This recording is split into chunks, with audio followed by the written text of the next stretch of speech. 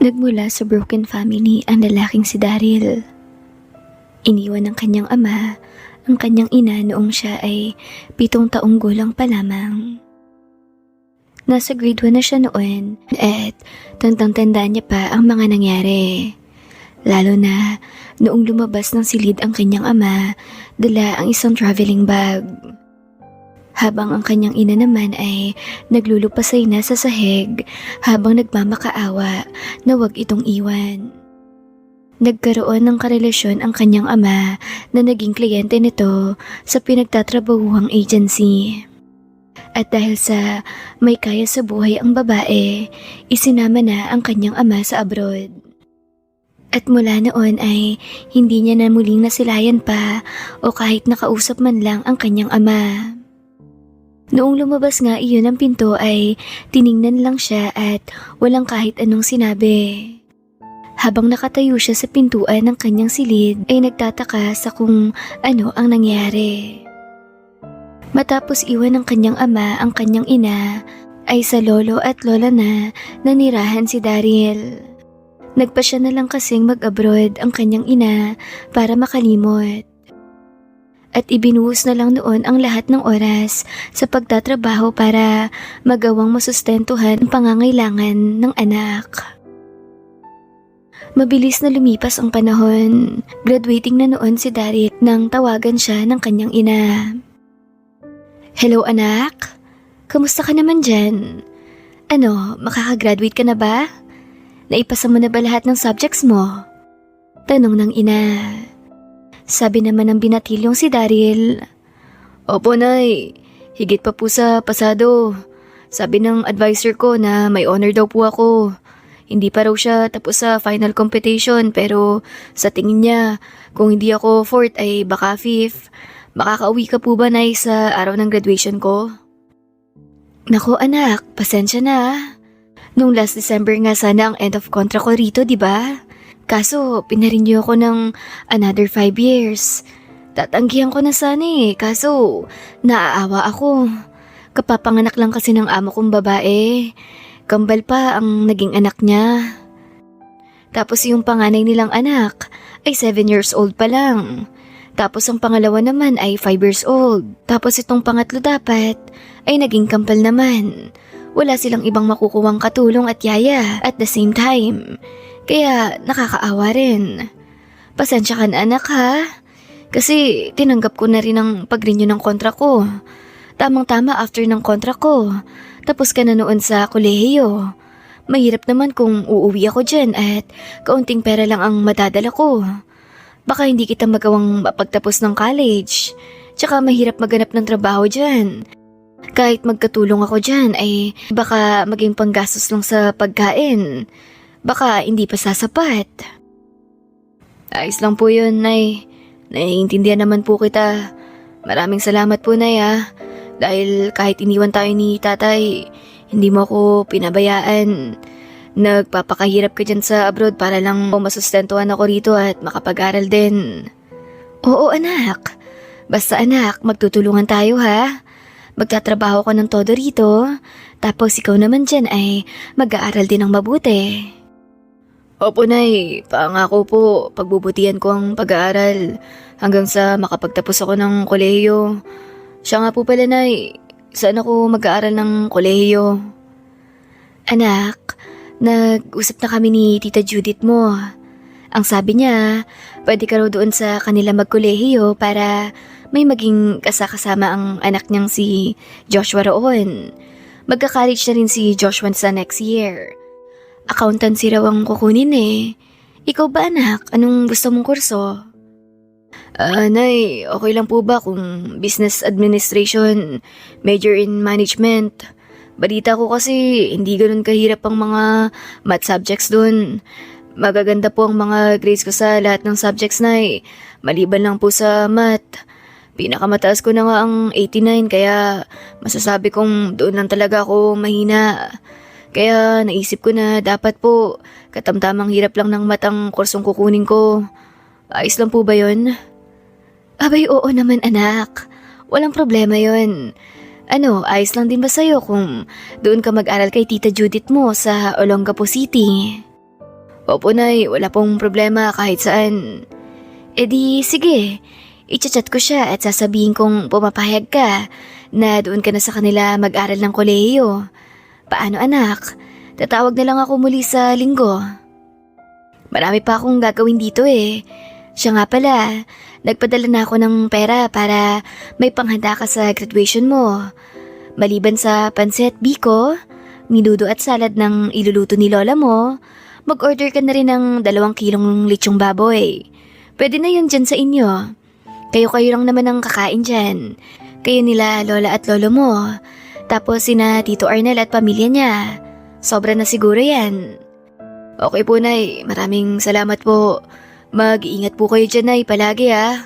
Mahal na mahal po kita. Ako rin anak, mahal na mahal din kita. Sagot naman ng nanay ni Daryl at pinatay na ang tawag. Sumapit ang araw ng graduation. Nauna nang mapunta ng campus si Daryl. Dala na ang kanyang toga na doon na isusuot sa eskwelahan. May kaunting rehearsal pa kasi bago magsimula ang graduation program. Habang hinihintay ang kanyang mga kaklase na gagraduate rin, pati na ang ibang mga guro ay napansin ni Daryl ang isang napakagandang dalaga na papalapit sa kanya.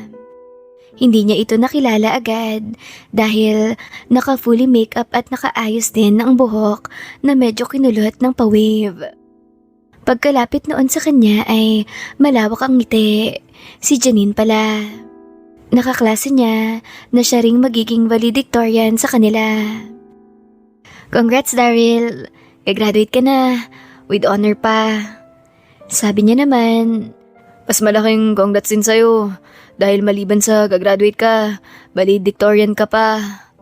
Naku, wala yon. Maliit na bagay. Ano, darating bang nanay mo? Naku, hindi. Kakarenew lang ng contract ni nanay kaya baka sa next December pa siya makauwi. Pero bakasyon lang din. Ikaw ba? Narito na ba si daddy mo? Wala nga eh. Hindi rin nakauwi. Si mami lang ang aakit sa stage. Daryl, after nitong graduation, saan ang after party ng celebration mo? Naku, wala akong ganun. Nagluto lang si lola ng pansit, minudo at kumuha ng kaunting salad. Pagsasaluhan lang namin iyon mamayang gabi kapag uwi. Tapos wala na, tulugan na. Ah, ganun ba? So, pwede kitang i-invite? Ha? Saan naman? Sa bahay namin. May sakit kasi si lola ko eh. Kaya aakyat lang si mami para kabitan ako ng medal sa stage. Tapos after ng program ay aalis na rin siya agad para puntahan si lola sa ospital. Si lolo ko lang kasi ang nagbabantay roon. Kaya kailangan niya ng kapalitan. Ayaw naman ni mami na sumama ko sa kanya sa ospital dahil daw baka mahawa pa ako roon ng kung ano-anong mga virus doon, lalo at madali pa naman akong kapitan ng mga sakit. Kaya ayun, sa bahay lang ako mag-isa. Marami naman ang pagkain dahil nagpa-deliver naman si mami para may makain din ako kapag uwi. Kaso nga lang, ako lang mag-isa eh. Bukas pa ng gabi uuwi si mami. Pwede mo ba akong samahan sa bahay? Tila nang niningning naman ang mga mata ni Daryl at hindi makapaniwala. Simula first year high school ay crush niya na ang dalagang si Janine. Transfer lang ito sa kanilang lugar dahil lumaki ito sa Parañaque at doon nag-aral hanggang grade 6. Kaya walang mapaglagyan ang kanyang tuwa nang ayayahan siya nito. Kaso nga lang, hindi niya makuha kung ano ang nais ng dalaga, kung bakit sa dinami-rami ng mga gwapong kaklase niya ay siya pa ang naisipan noong ayain. Okay, walang problema. Puntahan kita sa bahay niyo mamaya. Talaga? Yay! Salamat ha! I'm sure magiging memorable para sa ating dalawa ang gabing ito ng ating graduation. Wika ng dalaga at dinampian siya sa pisngi. Bago nagpunta sa ibang pwesto dahil nakita nila pareho na may mga estudyante na ring mga parating. Tulala si Daryl sa kanyang kinatatayuan at hindi makapaniwala sa mga nangyari. Pero malaki ang hinala niya, hindi lang basta kainan at pagdamay ang mangyayari sa kanila ni Janine. Kaya naman, hindi mawala-wala ang ngiti ng kanyang mga labi. Sumapit ang oras ng pagsisimula ng graduation program. Lahat ay may malawak ang pagngiti, lalo na ang mga magulang na sa kabila ng kahirapan ay nagawang itaguyod ang mga pag-aaral sa kanilang mga anak.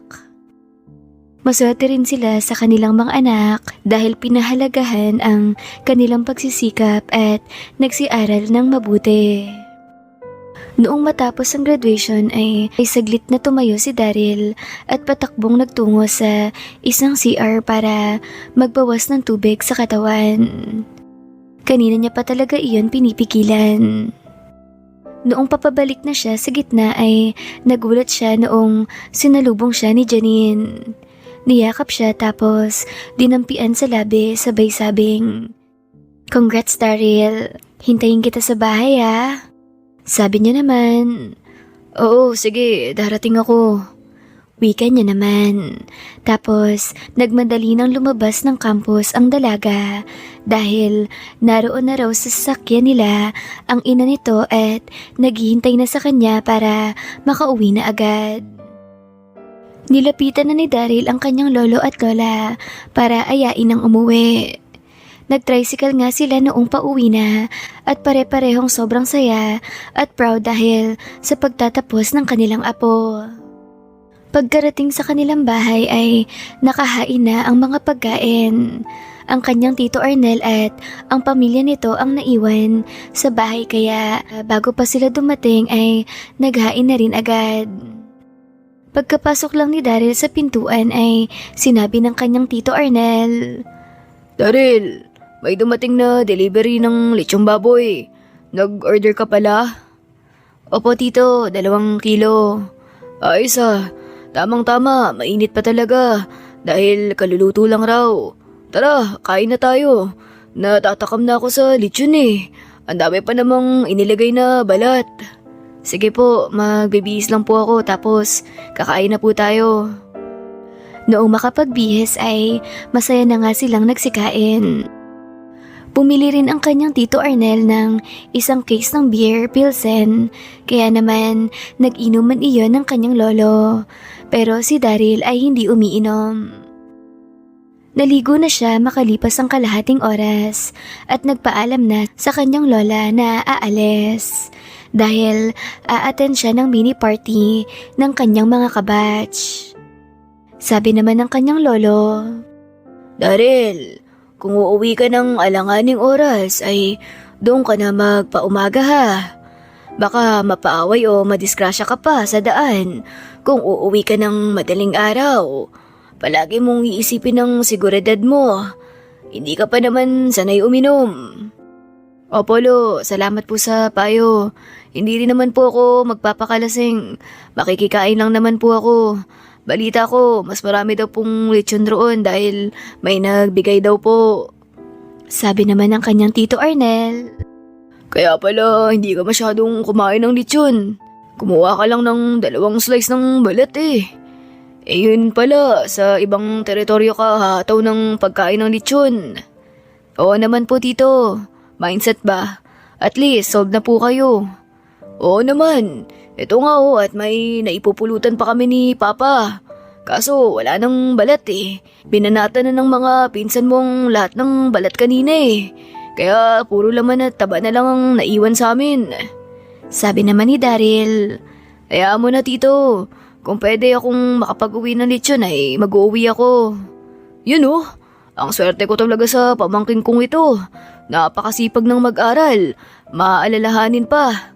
O sige, umalis ka na kung saan ka man pupunta. Mag-iingat ka ah." "Opo tito, sige po lo, alis na po ako." Paalam niya pa sa mga ito at lumabas na nga ng bahay. Pagkalabas ay agad na siyang sumakay ng tricycle patungo sa bahay nila Janine. Pagkarating roon ay isang malamlam na liwanag na ilaw ang nakikita niya sa harapan ng bahay. Lumapit siya sa gate at nag-doorbell. Ilang sandali pa ay nakita niyang bumukas ang pinto ng bahay at lumabas roon ang dalagang si Janine. Nakasuot ng floral long dress, naka-makeup at lipstick pa rin ito. Pero mild na lang.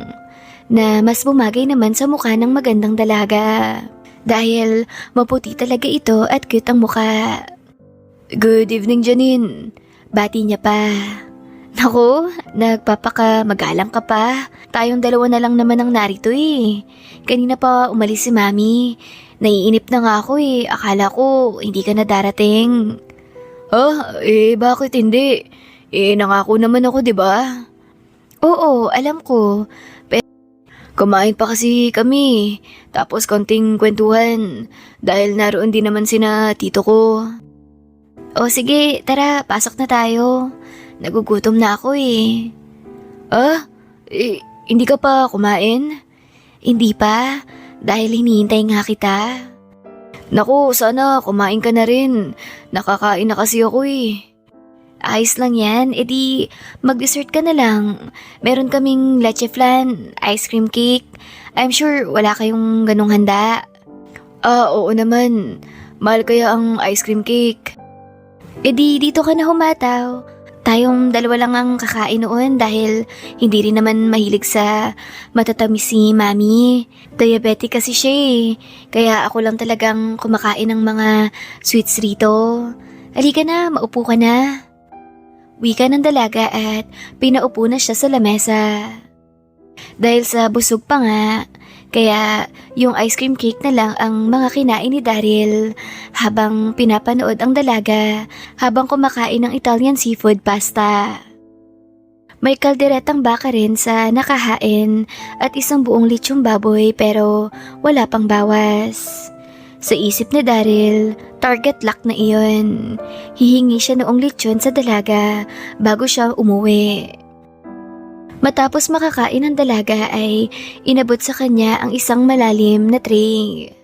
May mga baso roon, flavored soju na alak, chips at leche plan. Bakit? Saan ba tayo pupesto? Tanong pa ni Daryl. Di sa kwarto ko para may aircon. Hindi na nakapalag si Daryl noong dalhin siya ng dalaga sa silid nito. Pagkarating roon ay nagplay iyon ng isang palabas na series pero comedy na love story. Tapos nagsimula silang mag-inuman. Alam mo Daryl, masaya ako ngayon dahil nandito ka. Buong akala ko ay mag-isa kong magsa-celebrate ng graduation ko.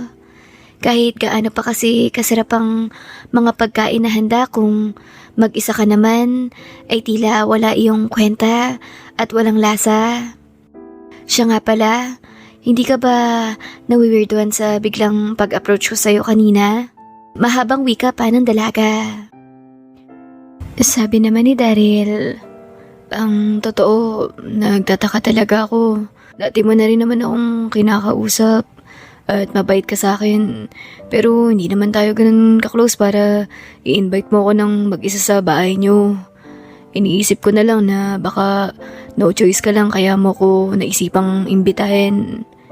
Sabi naman ng dalaga, bakit ka naman pumayag agad? Wala ka bang mga kaibigan na pwede mong dalawin or puntahan para makasama sa gabing to? Meron naman. Kaso hindi ko kayang palampasin ng nag-iisang pagkakataon na makasama ko ang babaeng mula noong first year high school ay crush ko na. Kaya ako pumayag. Sabi naman ng dilag. Ha? Talaga? Crush mo ako? Bakit hindi mo sinabi sa akin? Sa dami ng nanligaw sa akin sa classroom natin, kahit isa ay wala akong sinagot. Dahil hinihintay kong ikaw ang manligaw sa akin. Doon pa lang ako magbo-boyfriend. Paano kita liligawan? Ang layo kaya ng estado natin sa buhay. Kita mo naman rich kid ka. Ako, anak ng isang katulong sa abroad. Tsaka nasa iyo ang atensyon ng lahat. Dahil maliban sa pagiging matalino mo, napakaganda mo pa. Ano naman kung matalino ako at maganda? Ikaw nga ang gusto ko eh. Mas mahalaga ba sa'yo ang pagitan ng estado natin sa buhay? O yung totoong nararamdaman ng puso ko? Janine, wait lang ah. Parang nagagalit ka na kasi ngayon sa akin eh. Ano bang ibig sabihin ng lahat ng to? Bakit galit ka na hindi ko sinabi sa'yo na maaga na crush kita? Ay, ewan ko sa'yo, Daryl. Matalino ka rin naman sana eh. May honor ka nga rin, di ba? Bakit parang ang slow mo ngayon? Tapos manhid pa. Ako na nga ang maglilinaw ng lahat.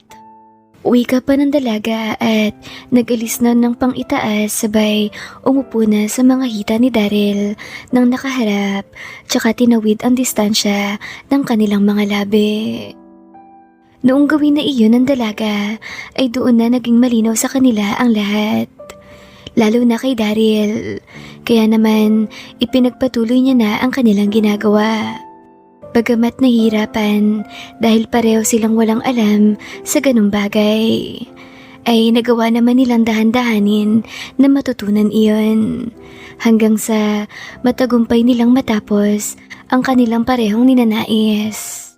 Pagod at pawisan sila na napahiga sa malambot na kama.